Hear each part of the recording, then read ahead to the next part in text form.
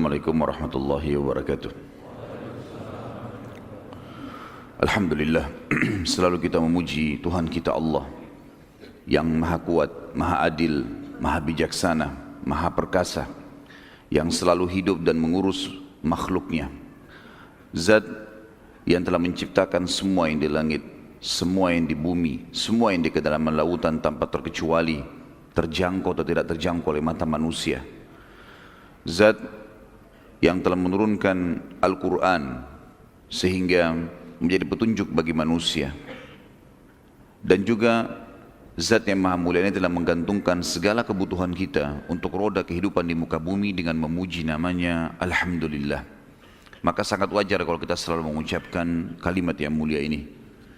Dan kita panjatkan salam hormat kita pada manusia terbaik, manusia yang telah dipilih oleh Sang Pencipta menjadi pimpinan anak Adam pada hari kiamat, penutup para nabi dan rasul.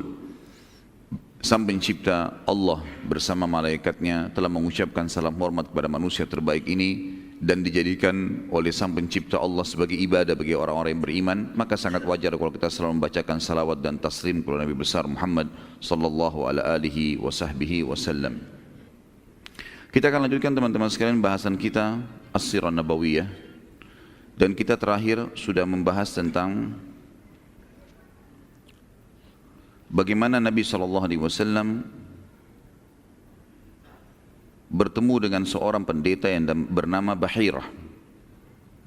Pada saat beliau berumur 12 tahun, akhirnya beliau bertemu dengan atau ikut dengan pamannya Abu Talib. Kemudian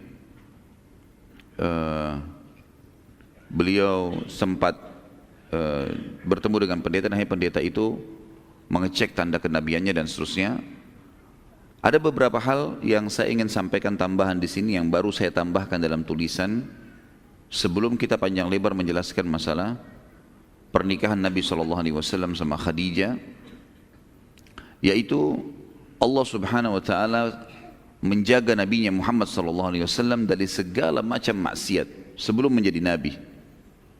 Jadi Nabi SAW itu terkenal tidak pernah ada satu pun kemaksiatan yang terjadi dalam hidup beliau. Seperti misalnya ada satu tradisi buruk orang-orang Quraisy zaman jahiliyah dulu, dan saya melihat ini masih terjadi sekarang ya. Pada saat ada acara perkawinan, mereka seringkali mendatangkan wanita-wanita, penari, penyanyi yang memamerkan auratnya, ya, melantunkan suaranya yang menjadi fitnah bagi kaum laki-laki. Dan ini terjadi di zaman jahiliyah. Bahkan penyanyi-penyanyi dan penari itu menjadi orang-orang yang sangat kaya karena dibayar mahal. Nabi SAW waktu lagi mengembala kambing, dan beliau dari kecil tidak pernah ikutin acara seperti ini, sempat teman-temannya datang dan menceritakan, "Hai Muhammad, acara perkawinan di Mekah ini penuh dengan begini dan begitu, makanan, minuman, dan terakhir disebutkan wanita-wanita yang menari-menari dan seterusnya." Kemudian Nabi SAW mengatakan, "Saya tidak pernah tahu itu dalam kehidupan saya, tapi saya coba ingin mengetahui bagaimana keadaannya." Ini belum sebelum jadi Nabi ya. Maka Nabi SAW pun berkata pada teman-temannya, "Maukah kalian bersedia untuk menjagakan gembalaan saya ini, dan saya ingin melihat apa yang sebenarnya kalian ceritakan itu." Bukan niatnya mau lihat wanita-wanita penari saja, tapi ingin mengetahui, bukan itu target, tapi ingin melihat secara umum acara ini. Subhanallah, baru saja Nabi SAW niat begitu, tiba-tiba beliau mengantuk berat, kemudian beliau tertidur. Tidak bisa, tertidur. Hari kedua tertidur lagi, hari ketiga tertidur lagi. 3 hari berturut-turut Nabi SAW ingin melihat bagaimana pesta perkawinan orang-orang Mekah, beliau selalu tertidur. Dan ini disebutkan dalam sebagian buku-buku sirah, tidak semuanya. Dan ini menandakan Allah Subhanahu Wa Taala menjaga, dan setelah itu tidak ada satupun ya, atau tidak lagi Nabi SAW ingin mendatanginya. Beliau mengatakan di dalam dirinya sendiri, kalau memang sudah 3 kali saya tertidur, berarti menandakan ini tidak boleh saya melihatnya. Sudah Nabi SAW tidak pernah lihat. Di antara hal yang lain teman-teman sekalian, tradisi jahiliyah, Amr bin Luhai yang dulu saya pernah sebutkan, dia mendatangkan patung di Mekah yang menerapkan beragam macam peraturan. Ada salah satu peraturan yang kita tidak bisa juga bahasakan itu unik ya, tapi buruk ya. Peraturan itu adalah orang-orang Mekah disuruh menjahit baju-baju khusus untuk tawaf, khusus untuk tawaf. Dan nanti berkembang, siapapun yang masuk ke Mekah disuruh untuk membeli dan memakai baju hasil buatan masyarakat Mekah. Karena peraturan ini, berkembanglah sebuah ide lagi, kalau seandainya orang-orang yang tidak mampu beli baju dari orang Mekah, maka tawafnya telanjang. Tawafnya telanjang, gitu kan? Sampai juga masalah di Mekah mereka menjadi hal yang biasa sekali telanjang, karena di Ka'bah saja mereka bisa tawaf sambil telanjang, apalagi kalau di luar kota atau di luar Ka'bah di dalam kota Mekah itu sendiri. Baginda Nabi SAW tidak pernah melakukan tawaf di saat lagi ada orang-orang yang seperti ini. Dari zaman beliau sebelum dinobatkan menjadi Nabi, beliau tidak pernah secara khusus melakukan perbuatan-perbuatan tersebut, dan ini disebutkan oleh para ahli sejarah. Dan perlu teman-teman tahu, tawaf telanjang di Mekah ini terjadi sampai tahun 9 Hijriah. Sampai Nabi SAW membebaskan kota Mekah, barulah beliau mengutus Abu Bakar setelah penaklukan kota Mekah, bahwasanya tidak boleh lagi ada patung di Mekah, dihancurkan di Mekah, seluruh Mekah terutama dekat Ka'bah. Setelah Nabi SAW hancurkan 360 sekian patung, kemudian juga tidak boleh lagi ada yang tawaf telanjang di sana. Dan Nabi SAW sama sekali tidak pernah menyaksikan hal tersebut. Sampai tradisi kaum laki-laki di Mekah dulu teman-teman sekalian, kalau pakai baju itu menggunakan izar tanpa rida. Izar itu maksudnya bagian bawah, kayak kita sarung atau celana. Dan bagian atas mereka tidak pakai baju biasanya. Artinya kebanyakan tradisi orang seperti itu. Kalaupun ada orang yang kaya raya punya kelebihan, baru dia menggunakan baju bagian atasnya, gitu. Salah satu tradisi mereka adalah kalau mereka saling gotong royong mengangkat barang, batu misalnya, mau gotong royong untuk membangun sebuah tempat, maka supaya pundaknya nggak luka, mereka mencabut izarnya, sarung bagian bawahnya, itu sampai auratnya kelihatan, kemudian meletakkan di punggung untuk meletakkan batu, dan mereka tidak menganggap itu aib. Di dalam sebuah athar disebutkan, pada saat Nabi SAW mau mengangkat batu membantu sebagian keluarganya yang sedang membangun, maka orang-orang pada mengangkat batu-batu besar, dan Nabi SAW ikut partisipasi mengangkat batu besar itu. Kemudian tiba-tiba saja pamannya datang mengatakan, "Hai Muhammad." Salah satu pamannya, tidak disebutkan namanya dalam riwayat ini, tapi dikatakan salah satu pamannya mengatakan, "Hai Muhammad." Kalau tidak salah namanya Zubair di sini. Ya, salah satu paman Nabi SAW mengatakan bahwasanya, "Hai Muhammad, tidakkah kau buka izarmu dan kau letakkan di punggungmu agar punggungmu tidak luka?" Maka Nabi SAW mengatakan, "Saya tidak melakukannya." Beliau pun mengangkat batu tersebut, meletakkan, kemudian sebagian orang melakukan itu, maka Nabi SAW meninggalkannya. Nabi SAW meninggalkannya. Kemudian yang terjadi juga sebelum masa kenabian teman-teman sekalian, yang menandakan Allah Subhanahu Wa Taala yang menjaga Nabinya Muhammad SAW adalah partisipasinya Nabi SAW di peperangan Fujar. Peperangan Fujar, ya. Dan ini tentu teman-teman harus kita rentet historinya ya. Dari zaman beliau masih kecil, bagaimana beliau hidup yatim, kemudian bagaimana beliau belajar kepemimpinan setelah dibina atau dididik oleh kakeknya Abdul Muttalib selama 2 tahun dari 6 tahun. Karena ibunya meninggal pada saat beliau SAW berumur 6 tahun. 6 tahun sampai 8 tahun pamannya, kakeknya Abdul Muttalib yang merupakan Raja Mekah pada saat itu, atau yang merupakan pemimpin Mekah, yang Nabi SAW dibawa naungannya, dan Nabi hadir di majelis-majelisnya dalam memecahkan perkara-perkara orang Mekah, dilatih oleh Allah secara histori kehidupan untuk menjadi seorang pemimpin. Kemudian dibina oleh pamannya yang Abu Talib dari umur 8 tahun tadi sampai menikah dengan Khadijah umur 25 tahun. Dan ada 2 fase di situ. Fase pertama adalah mengembala kambing sampai umur 21 tahun, 21 sampai 25 berdagang. Tapi di sini Abu Talib orang yang sangat miskin, tidak punya harta yang banyak, dan kalaupun ada hartanya dihabiskan untuk memberikan minum jemaah haji pada saat itu, makanan jemaah haji. Maka yang terjadi, karena suku dari Abdiddar sudah pernah kita sebutkan, mereka berperan mengurus hal-hal yang berhubungan dengan Mekah ini.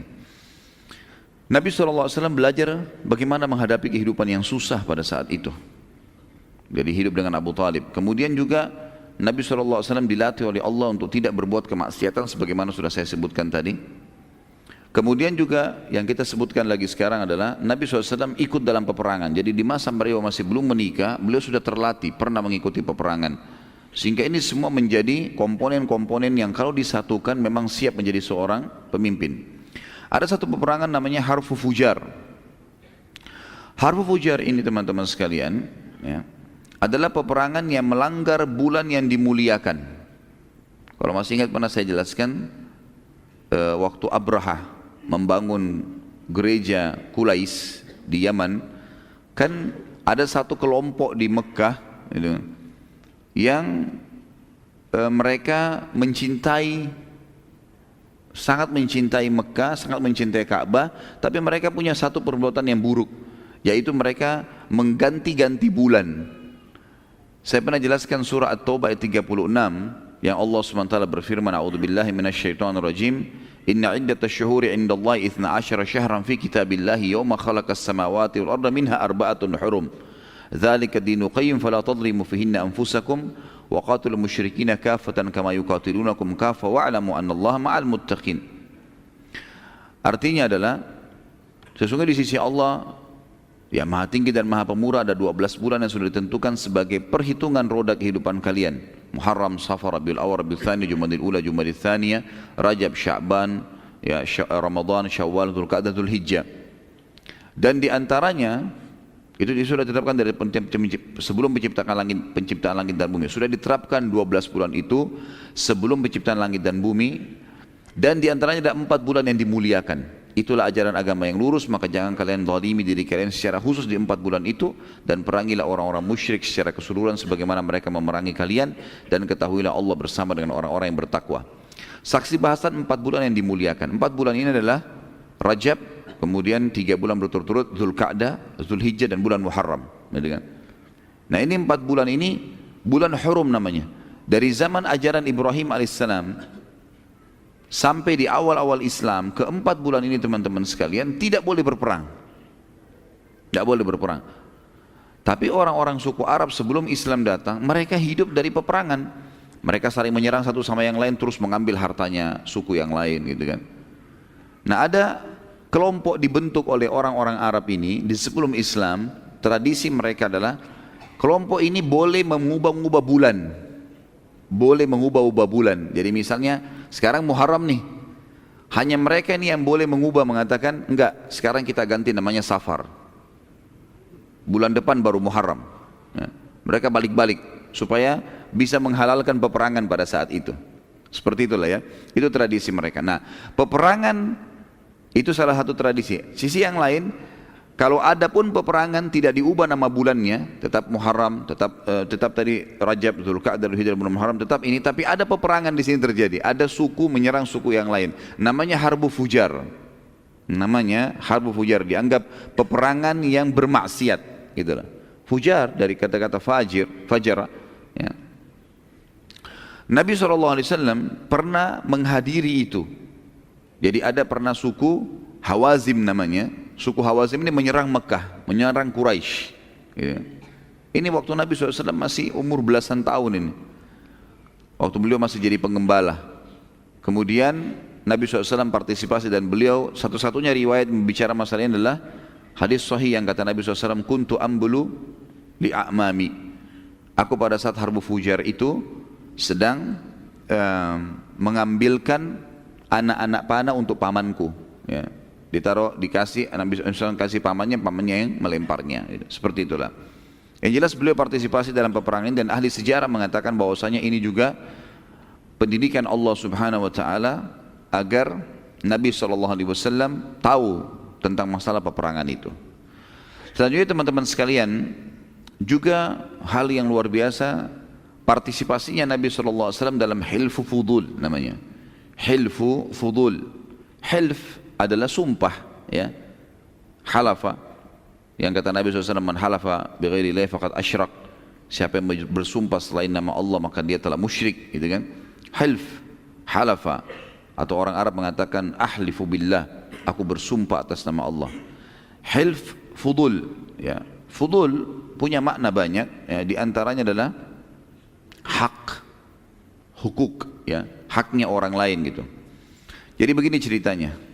Nabi Hilfu Fudul adalah sebagian anak-anak muda Mekah ya, pada saat itu yang diistilahkan dengan syabab Mekah ya, pada saat itu mereka berkumpul, kemudian mereka sepakat bersumpah atas nama Allah depan Ka'bah, mereka akan membela semua orang yang terzalimi dari penduduk Mekah atau bukan penduduk Mekah, dari penduduk Mekah atau bukan penduduk Mekah. Jadi mereka berkumpul, kemudian mereka sepakat untuk itu, siapapun itu. Ini ada sebabnya teman-teman sekalian. Awal kisahnya Hilfu Fudul adalah ada seseorang dari luar Mekah pernah bertransaksi dengan salah satu tokoh Mekah yang bernama Al-As bin Wa'il. Siapa ini As bin Wa'il? Ayahnya Amr bin As. Amr bin As radhiyallahu anhu masuk Islam. Al-As bin Wa'il ini tidak, gitu kan? Al-As bin Wa'il ini salah satu tokoh Mekah. Pernah dia transaksi dengan satu orang pendatang dari luar Mekah, kemudian dia nggak mau bayar. Sudah diambil semuanya, baik saya beli ini semua, dibawa semuanya, sudah ditaruh di gudangnya. Kemudian tiba-tiba pada saat pembayaran dia bilang enggak, saya enggak mau bayar. Orang ini sendirian, enggak ada pembelahnya gitu, dari luar kota Mekah. Maka pada saat itu teman-teman, orang ini pun datang ya, menyampaikan kepada orang-orang Quraisy, enggak ada yang hiraukan. Tokoh Quraisy enggak ada yang hiraukan. Sampai akhirnya dia menyebutkan dengan syairnya, sungguh Al-As telah berbuat kezaliman dan tidak memberi hakku.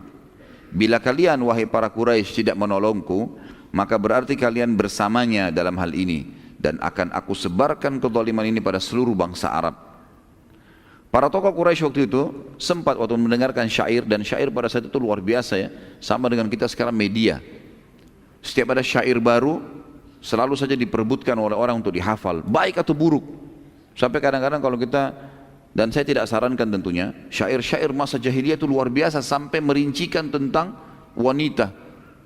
Bagaimana wanita yang indah itu, bagaimana dalam syair-syair mereka. Gitu kan.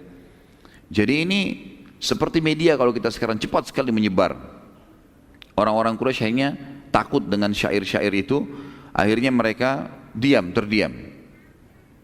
Muncullah beberapa anak muda Mekah, masing-masing memiliki yang ayah-ayah mereka juga kepala-kepala suku, yang akhirnya bersumpah di depan Ka'bah dan akan melawan kezaliman walaupun harus menumpahkan darah mereka. Ada ahli sejarah yang mengatakan sebab dinamakan Hilfu Fudul, sumpah Fudul, karena Fudul ini adalah nama gabungan nama dari 3 orang yang pertama membentuk Hilfu Fudul. Semua namanya Fadl, semua namanya Fadl, tiga-tiganya maka dikatakan Fudul ya. Tapi yang ini yang lebih kuat bukan itu, yang lebih kuat adalah Fudul artinya hak ya, haknya orang-orang. Para pemuda ini sebagaimana saya bilang tadi sepakat akan membela siapapun yang terzalimi di Mekah walaupun harus mengorbankan jiwa mereka, dan mereka mengiklankan itu ke seluruh Mekah dan menjadikan sebagai program siapapun yang mau ikut dibuka.